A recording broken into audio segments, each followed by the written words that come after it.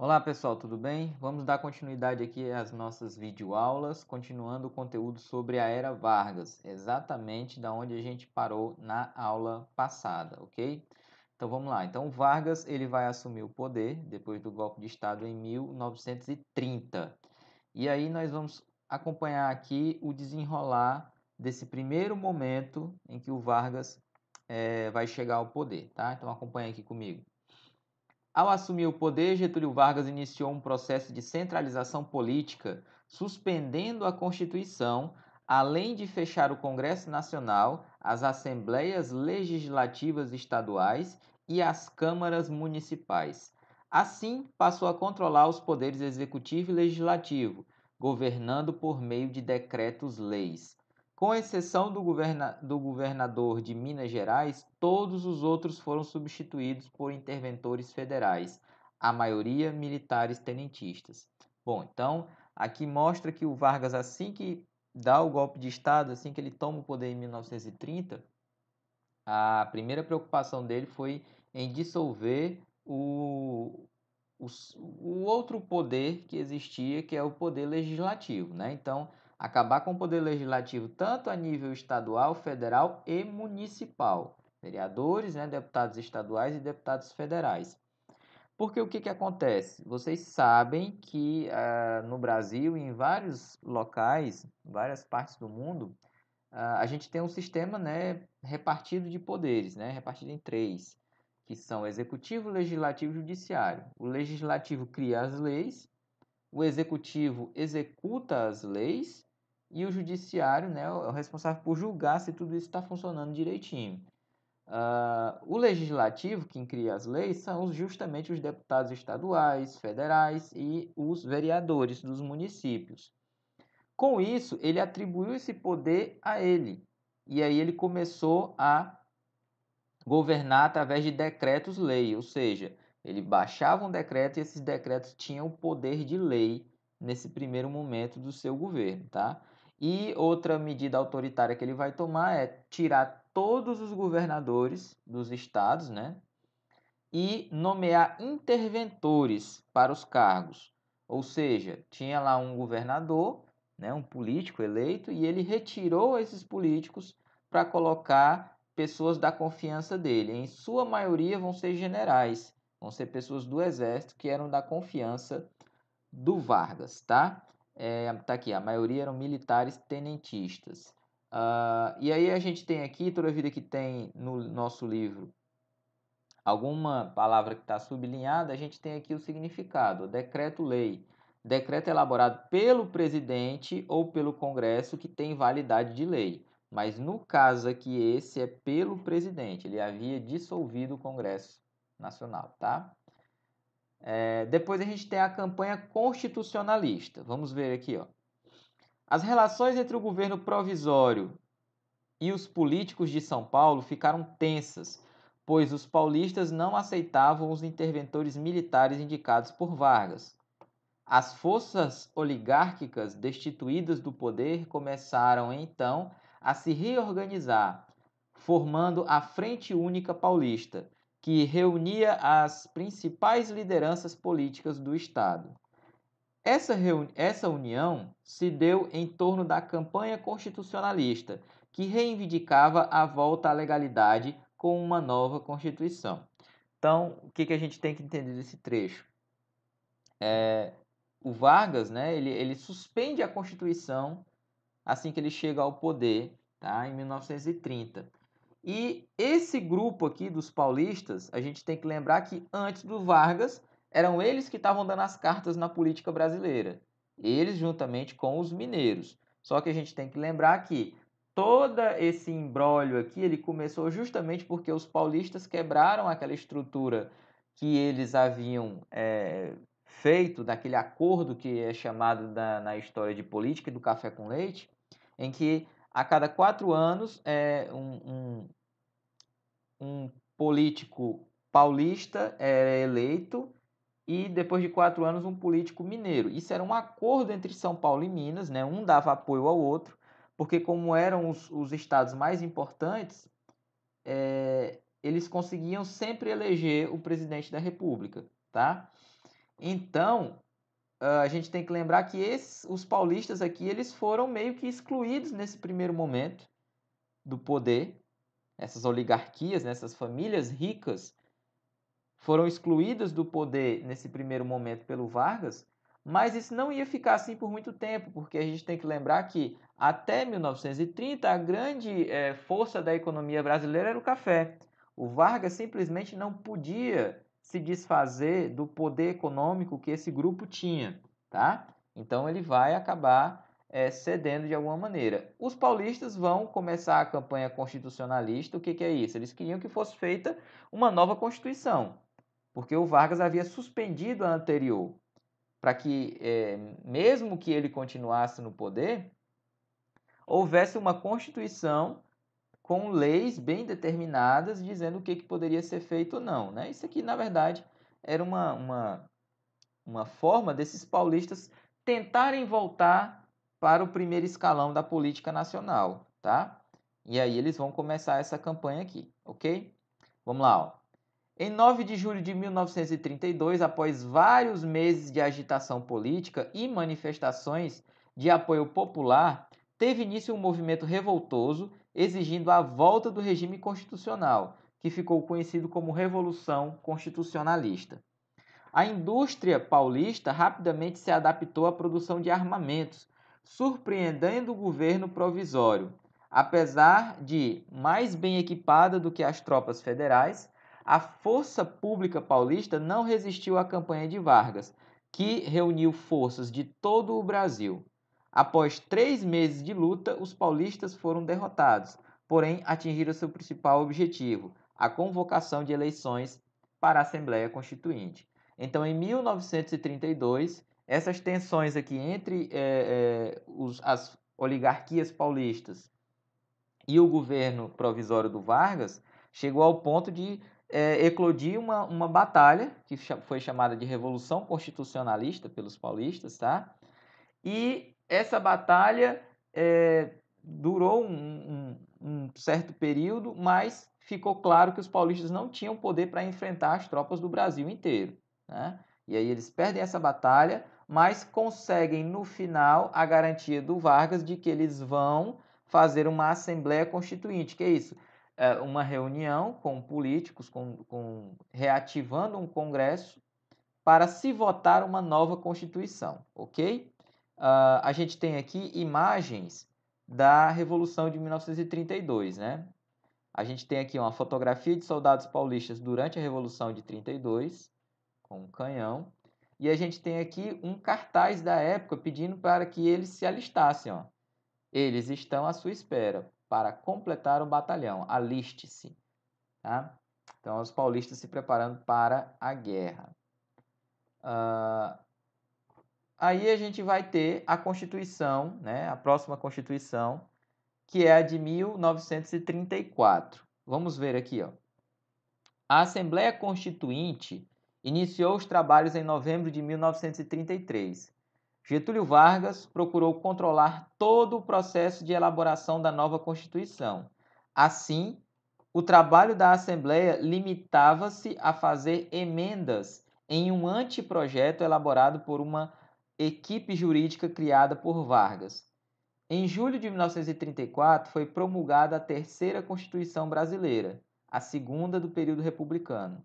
A Assembleia Constituinte elegeu Vargas como presidente, com um mandato de 4 anos. A Constituição de 1934 instituiu a Justiça do Trabalho, estabeleceu o salário mínimo e regulamentou a jornada de trabalho em 8 horas diárias. Foram institucionalizados o voto secreto e o voto feminino, embora analfabetos e soldados continuassem excluídos do processo eleitoral. O ensino primário passou a ser obrigatório e os recursos do subsolo brasileiro foram nacionalizados. Então, o que a gente consegue ver aqui desse trecho? A Constituição, em via de regra, ela deve ser feita por uma Assembleia Constituinte, né, como eu havia falado antes.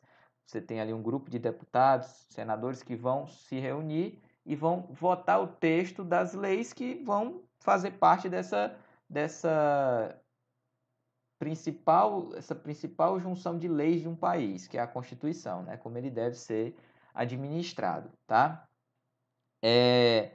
Só que o Vargas já havia mostrado desde o início, quando ele assume o poder, um viés centralizador e ditatorial. Então, ele faz um anteprojeto, ele manda um anteprojeto para essa Assembleia, apenas já com quase tudo pronto, do jeito como ele queria, as leis já elaboradas do jeito como ele queria, e essa Constituinte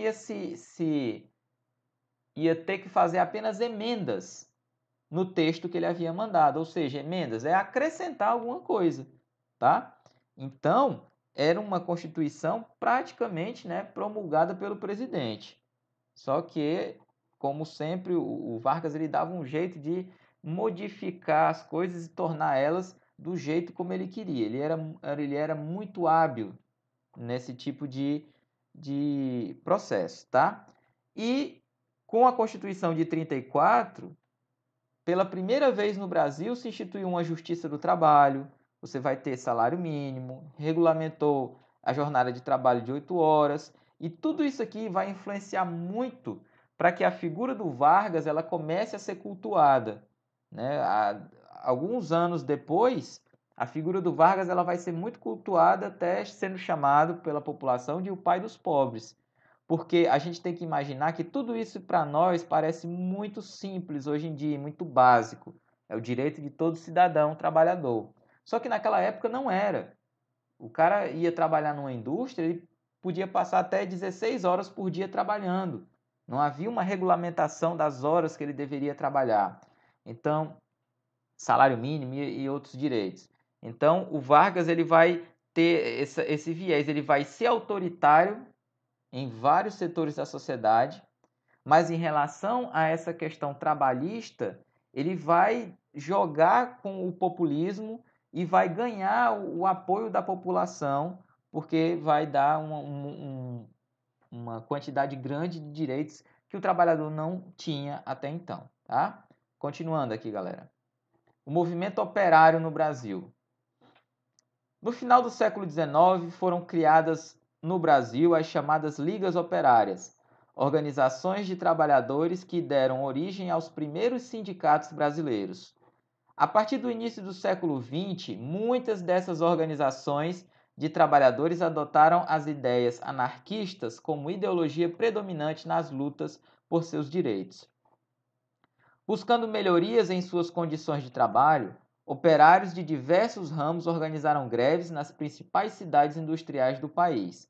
Porém, de acordo com a legislação vigente, a greve era considerada crime, o que dificultava a utilização desse instrumento de pressão pelos trabalhadores.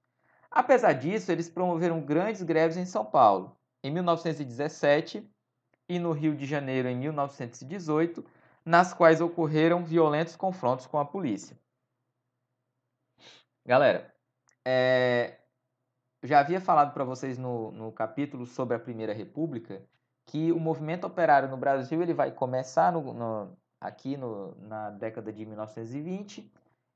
Aqui ele deixa bem claro que vão ser formadas essas ligas operárias e que depois vai ser a base dos primeiros sindicatos operários de São Paulo, do Rio de Janeiro, os primeiros do Brasil.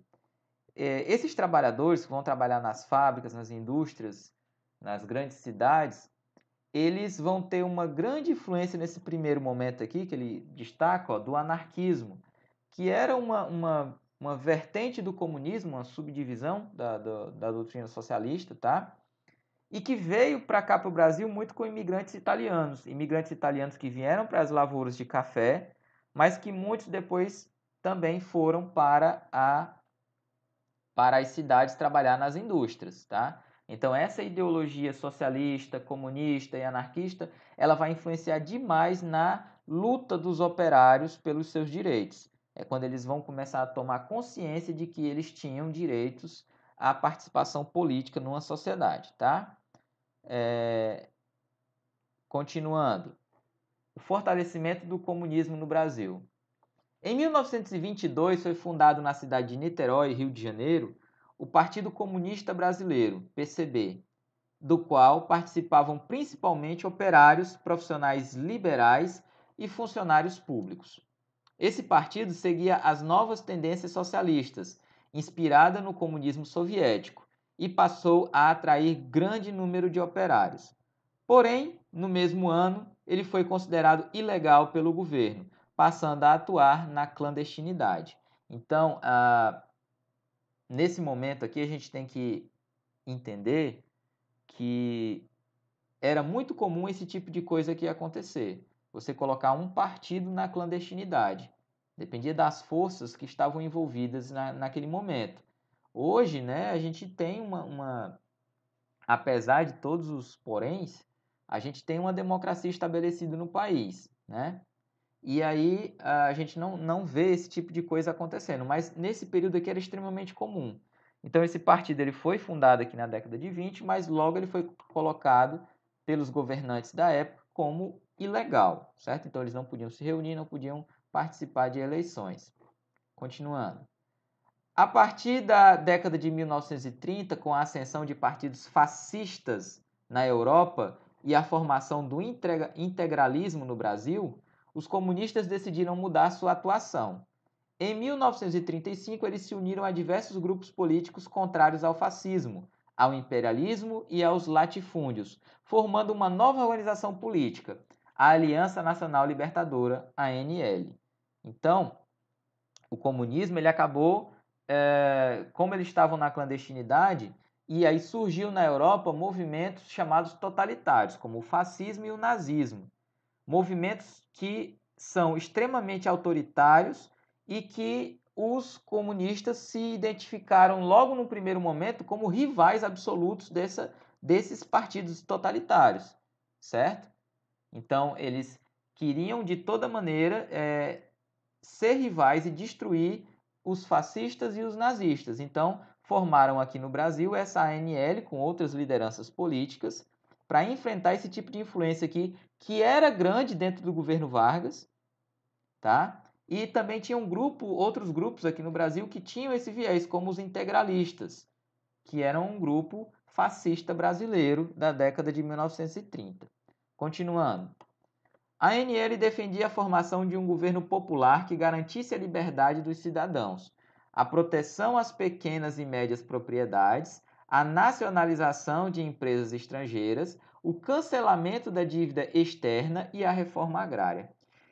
Esse partido atraiu sindicatos e a classe média urbana, representada por militares, intelectuais, profissionais liberais e estudantes. Luiz Carlos Prestes, que havia aderido ao PCB em 1934, foi aclamado como presidente de honra da ANL. Ainda em 1935, o Congresso aprovou a Lei de Segurança Nacional, que definia os crimes contra a ordem política e social e oficializava ações ainda mais radicais do governo em relação aos esquerdistas. Dessa maneira, o governo decretou em julho de 1935 a ilegalidade da Aliança Nacional Libertadora. Então, os comunistas estavam na ilegalidade, eles formaram essa ANL com outras vertentes políticas da época, tá? E aí eles puderam participar do jogo político da época, mas o Vargas acabou apertando esse cerco contra eles e também decretou que a ANL também deveria ser proibido, tá? Então eles ficaram na clandestinidade. Eu falei agora há pouco sobre a influência do fascismo na década de 30 aqui no Brasil e de um grupo chamado integralistas, tá? Vamos ver aqui o que era o integralismo. Ó, fundada em 1932 pelo escritor e jornalista Plínio Salgado, a Ação Integralista Brasileira, AIB, defendia princípios que estavam resumidos no lema Deus, Pátria e Família. Politicamente, os integralistas tinham uma nítida influência fascista, eram nacionalistas, antissocialistas e repudiavam o liberalismo. Em 1937, quando Vargas fechou os partidos políticos, os integralistas foram postos na ilegalidade. O Vargas, ele teve num primeiro momento o apoio desses caras aqui, mas depois da revolução depois do Estado Novo em 1937, ele vai colocar os integralistas também na ilegalidade, tá? Então, era uma coisa muito diferente, né? Muito engraçada que acontecia aqui. Um grupo de vertente fascista apoiou o Vargas no início, tá? E depois foi colocada pelo próprio Vargas como também ilegal. Foram colocados do mesmo, com o mesmo tipo de segregação. Ele proibiu tanto o comunismo como o fascismo. Então, os lados opostos, fascismo e comunismo, foram proibidos pelo governo Vargas. Continuando. O Levante Comunista de 1935. Contrários à ilegalidade da ANL e para combater o governo de Vargas, comunistas, civis e militares iniciaram um movimento revolucionário, tomando o poder na cidade de Natal, Rio Grande do Norte, em 23 de novembro de 1935. Nos dias que se seguiram, militares aderiram ao Levante Comunista, como ficou conhecido esse movimento, tomando quartéis em Natal, Recife e Rio de Janeiro. Isso aqui é um levante que foi feito em 1935. Vocês podem ver também em outros locais, né? Isso aqui sendo chamado de intentona comunista, ó, que a gente vai ver aqui. A gente vai ver já já o significado disso. Que foi uma tentativa de revolta a partir dos quartéis nessas cidades aqui, tá? Natal, Rio de Janeiro, Recife. Vamos continuar. Em poucos dias, no entanto, o movimento foi sufocado pelas tropas legalistas do exército e seus participantes foram presos. Nos anos seguintes, apoiado pelas elites, Vargas utilizou o exemplo do levante comunista, que foi chamado de intentona comunista, como justificativa para aumentar a perseguição a grupos políticos contrários ao seu governo. Essa situação se agravou com a criação da Comissão de Repressão ao Comunismo e com a declaração de estado de sítio em todo o país. Com isso, foram suspensos os direitos civis e as pessoas consideradas inimigas da nação passaram a ser sistematicamente perseguidas. Então, ó, ele chamou de intentona, tá? É um termo que significa uma intenção boba, uma intenção idiota, né? Então, enquanto os comunistas chamavam de um levante, né? Uma revolta, o governo chamava de uma intentona comunista. E a partir desse momento, depois dessa revolta aqui que foi suprimida, o Vargas ele teve a desculpa para poder aumentar ainda mais a repressão no regime. Tá? Então ele aumentou ainda mais a repressão durante o seu governo. E lembrando, a gente ainda está no governo constitucional dele. As coisas ainda vão ficar muito piores, a perseguição e o estado ditatorial vai ficar muito pior quando ele decretar o estado novo, tá? Aqui a gente tem uma foto dos militares, tá? Integrantes do Partido Comunista Brasileiro presos durante o levante comunista. Continuando. O Vargas ele vai utilizar dessa desculpa que eu acabei de falar, do medo de que os comunistas tomassem o poder e transformassem o Brasil numa União Soviética, de que as pessoas não iam ter direito mais à propriedade privada. Então foi pintado todo um quadro de que o comunismo só traria coisas ruins para o país. Então o Vargas, com essa desculpa, ele cria o Estado Novo em 1937. Vamos ver aqui o que foi que aconteceu. Enquanto eram organizadas as campanhas para as eleições presidenciais previstas para 1938, Getúlio Vargas se empenhava em articulações políticas para permanecer no poder. Um suposto plano para implantar o comunismo no Brasil, conhecido como Plano Cohen, foi utilizado pela propaganda política de Vargas para criar um clima de insegurança no país. Primeiro, vamos lá. O Vargas ele chega ao poder em 30. Ele chega ao poder dizendo que apenas queria botar a casa em ordem e que logo as coisas voltariam para a normalidade.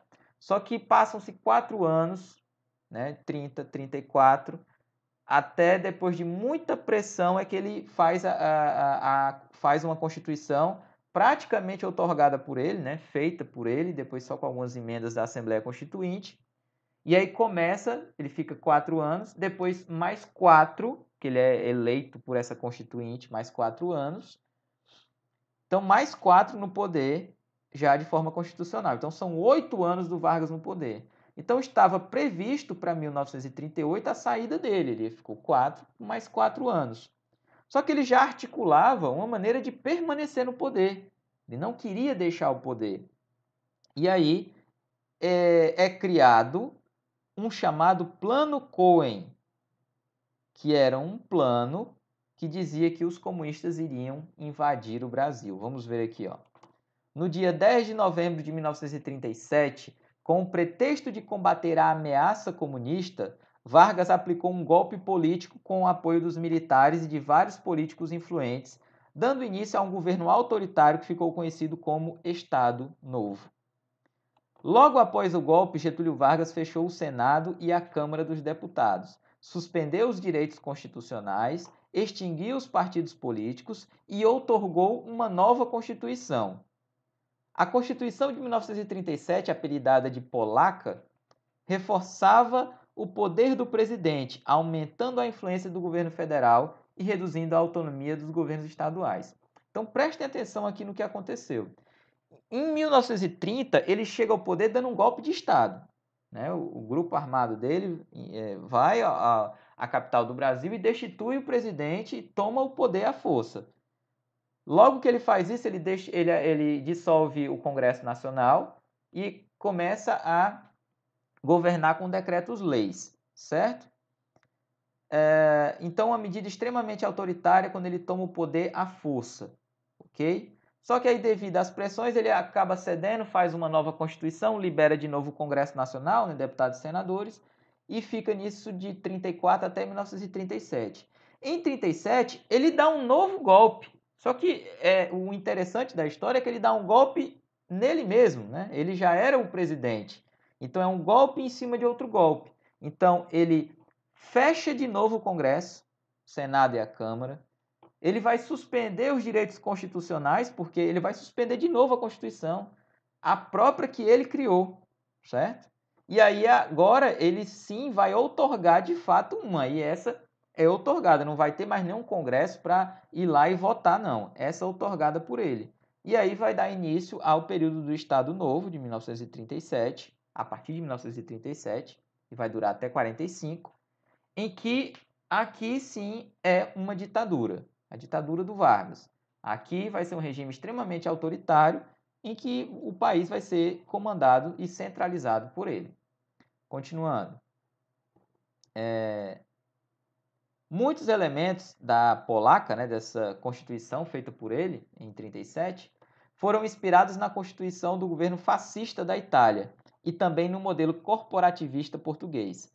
Assim, a Constituição do Estado Novo tinha como princípios a afirmação do nacionalismo econômico e o controle governamental sobre os sindicatos de trabalhadores, o que implicava, por exemplo, na proibição de greves. Então, o Vargas ele tinha também influências fascistas no seu governo. Era uma ditadura, extremamente autoritário, nacionalista, tá?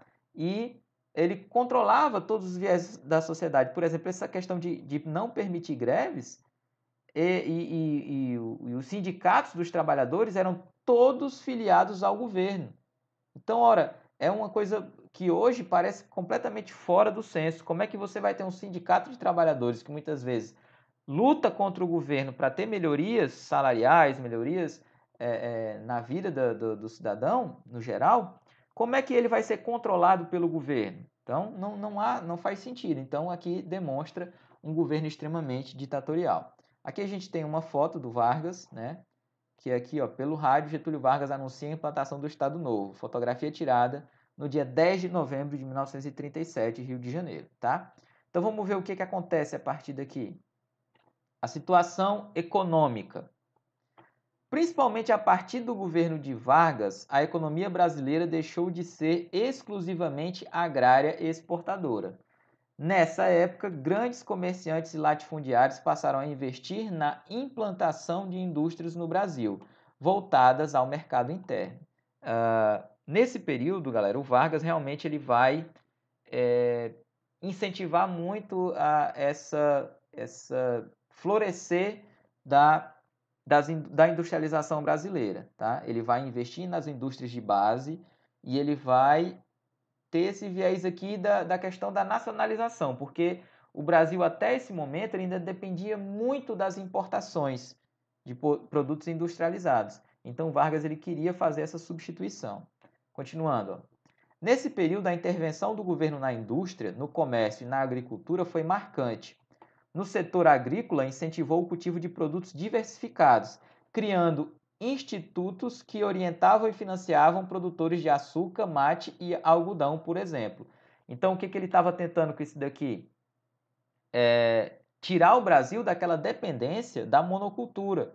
A gente tem que lembrar que durante séculos o Brasil ficou na monocultura do açúcar, depois passou para a monocultura do café, e isso era extremamente arriscado para o país, porque se o café entrasse em crise de uma hora para outra, a economia do Brasil ia para o buraco, entendeu? Então é melhor para a economia de um país que ela seja diversificada, ela tenha a economia voltada para vários produtos, para que a fonte de renda não venha apenas de um único produto, tá? Continuando. No setor industrial, o governo controlou a produção de minérios e de fontes de energia.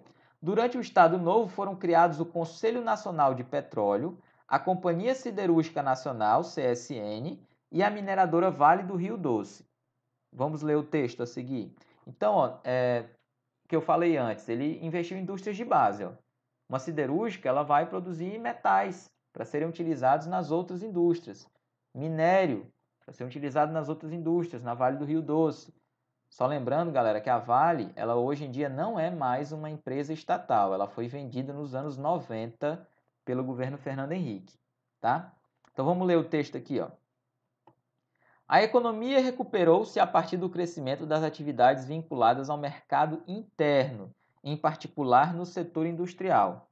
Entre 1933 e 1939, a indústria apresentou um crescimento médio anual de 11,2%, cabendo destacar o grande crescimento do setor de bens de produção, que obteve índices superiores aos alcançados pelas indústrias de bens de consumo não duráveis. Enquanto isso, a agricultura crescia a uma taxa média anual de 2% naquele período. Esse desempenho da indústria marca o início da expansão industrial, setor que passa a determinar a dinâmica da acumulação de capital. Então, aqui é um trecho do livro, né? A História Viva, aí tem O Longo Caminho da Industrialização, que é do Francisco Luiz Corsi. Então, ele faz aqui uma análise de como estava a economia após a decretação do Estado Novo e como Vargas ele vai investir na industrialização de base para fomentar a indústria aqui no Brasil de fato, tá? E substituir as importações. Então, como eu já havia falado, o Vargas ele vai implementar no Estado Novo uma repressão política ainda maior. Ele já vinha fazendo repressão política desde a sua chegada ao poder, mas no Estado Novo ele aumenta essa repressão. Vamos acompanhar aqui, ó. Getúlio Vargas utilizou diversos mecanismos de combate social. Durante o Estado Novo, o governo interferiu em vários aspectos da vida social no país. A repressão política e a censura, aliadas ao uso em massa da propaganda e dos meios de comunicação, tornaram-se marcantes no regime ditatorial de Vargas. Vamos continuar. Houve perseguição a quem se opunha ao governo. Políticos, liberais ou comunistas, bem como partidos ou associações, estavam sob constante vigilância da polícia política, chefiada por Filinto Miller. Muitos opositores do regime foram presos, torturados, exilados ou assassinados. Galera, então, ó, o Vargas ele vai criar uma polícia chamada DOPS, que vai atuar exatamente nessa questão política, tá? Era uma polícia política dele, chefiada por esse Filinto Miller. E aí ele vai perseguir os adversários políticos dele e as táticas dessa perseguição eram a prisão, a tortura, a chantagem, chegava até a casos de assassinatos. Então, foi criada aqui no governo Vargas e décadas depois, em 1964, né, ela vai ser utilizada pela ditadura dos militares, quando eles chegaram ao poder em 64, como forma de perseguição também. Tá? Então, ela vai ser criada pelo Vargas e depois vai ser usada também em 64. No campo ideológico, a censura e a propaganda foram importantes para o governo construir e divulgar a imagem do país como uma unidade nacional, em que o povo e os governantes se relacionavam de forma harmoniosa, visando o bem comum da pátria e da sociedade. Assim, por meio do Departamento de Imprensa e Propaganda, DIP, criado em 1939, o governo Vargas submetia à censura todos os órgãos de comunicação do país, como o rádio, os jornais e as revistas. O objetivo era impedir a disseminação nos lares brasileiros de conteúdos nocivos aos interesses do governo. Então vamos lá.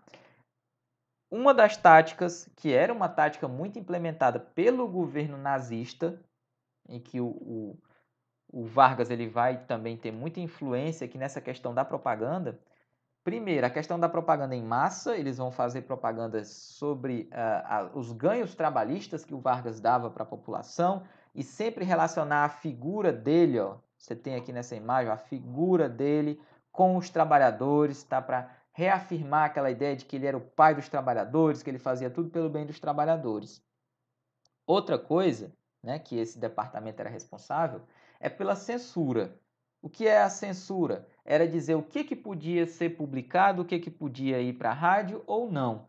Então, aí eles colocavam um censor, né, um cara do governo, em todos os meios de comunicação, e eles diziam o que podia ser publicado ou não. Então, a gente tem aqui a frase aqui, conteúdos nocivos, era qualquer coisa que fosse contra o governo, qualquer coisa que relacionasse a luta dos trabalhadores ou alguma vertente comunista, então nada disso podia passar.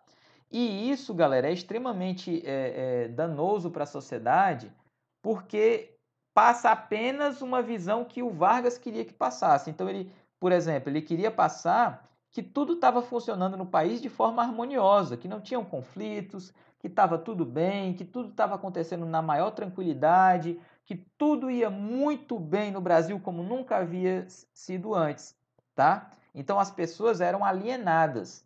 Elas acreditavam naquilo que elas ouviam no rádio, viam nos jornais, e isso é algo extremamente preocupante porque até hoje existem pessoas que divulgam e falam que por exemplo, a ditadura militar que acabou em 1985, ela não foi tão ruim assim, que naquele tempo não havia corrupção. E da onde é que... Geralmente esses dizeres são ditos ou por pessoas que participaram do governo naquele período, militares, ou por pessoas que não tinham acesso as notícias verdadeiras, que no caso era a maioria da população, a população mais pobre, a população mais ignorante, tá? Que ignorante no sentido de ignorar a verdade. Então, as pessoas acreditavam que tem pessoas hoje em dia já bem idosos, né, mais idosas, que acham que no governo militar não teve nenhum problema, que não teve assassinatos, que não teve perseguição política, e a gente sabe que teve tudo isso. E por que essas pessoas têm essa noção? Porque elas viam o jornal e não saía nenhuma notícia ruim. Tem muitas pessoas que abrem a boca para dizer que não havia corrupção. O período da ditadura militar no Brasil foi um dos períodos que houve mais corrupção no Brasil. Corrupção dentro do governo, da política. Só que como não se podia se investigar, não podia se divulgar na imprensa, a ideia que se passava era o quê? De que estava tudo bem, tá? Então, continuando. Controle dos sindicatos. Além do uso da violência física e da propaganda ideológica, o Estado também monitorava a sociedade, fosse por meio do controle das organizações de classe dos trabalhadores, fosse através de alianças com essas organizações, pois muitas demandas trabalhistas atendidas pelo Estado Novo faziam parte da pauta de reivindicações da classe operária. Desse modo, a maioria dos sindicatos passou a ser dirigida por aliados do governo, conhecidos como pelegos. Então, era um nome que era dado para os líderes do sindicato que estavam trabalhando com o governo, ou seja, eles só faziam o que o governo queria e não o que seria melhor para a classe de trabalhadores, tá? Assim, a participação política dos trabalhadores se dava por meio de órgãos oficiais. Por outro lado, o governo adotou medidas importantes que amenizaram a péssima situação dos trabalhadores da época, como a consolidação das leis do trabalho, CLT, considerada uma das grandes realizações do Estado Novo. Criada em 1943, ela garantiu direitos como salário mínimo, férias remuneradas, jornada de trabalho de 8 horas diárias, pagamento de horas extras e o descanso semanal remunerado, além de leis específicas para mulheres e jovens trabalhadores. Embora a CLT tenha sido resultado de uma luta operária de várias décadas, o Estado Novo apresentou-a como um benefício oferecido pelo governo aos trabalhadores, aumentando ainda mais o prestígio do presidente Vargas. Por causa de sua política populista, ele conquistou o apoio das massas, passando a ser chamado de pai dos pobres ou protetor dos trabalhadores, que eu já havia falado antes. Então ele vai jogar muito bem com essa questão do populismo, de que ele havia feito essa lei durante o Estado Novo, porque lembrem, como não tinha Senado, não tinha a Câmara para fazer as leis, quem é que decretava as leis? Era o governo federal. Então era ele que deu esses benefícios para os trabalhadores. E a população pegou isso e realmente ela adorava o Vargas. Ele era adorado pela população e era chamado de o pai dos pobres. E aqui a gente tem o último quadro aqui que fala sobre o trabalhismo, tá? Vamos ver aqui, ó. O trabalhismo foi uma prática política característica do Estado Novo, que consistia na valorização do trabalho nas esferas política e econômica, destacando a questão dos direitos trabalhistas. Essa política agradou muitos trabalhadores e trouxe grande admiração ao presidente Getúlio Vargas. No entanto, o trabalhismo proposto por ele aumentou a intervenção do Estado nas atividades políticas dos trabalhadores, restringindo a autonomia pela qual lutavam, que a gente viu agora há pouco, que os sindicatos eles eram todos controlados pelo governo. Então, tinha essa ideologia do trabalhismo? Tinha, mas o trabalhador ele não tinha mais como lutar pelos seus direitos de maneira eficiente porque o sindicato era controlado pelo governo.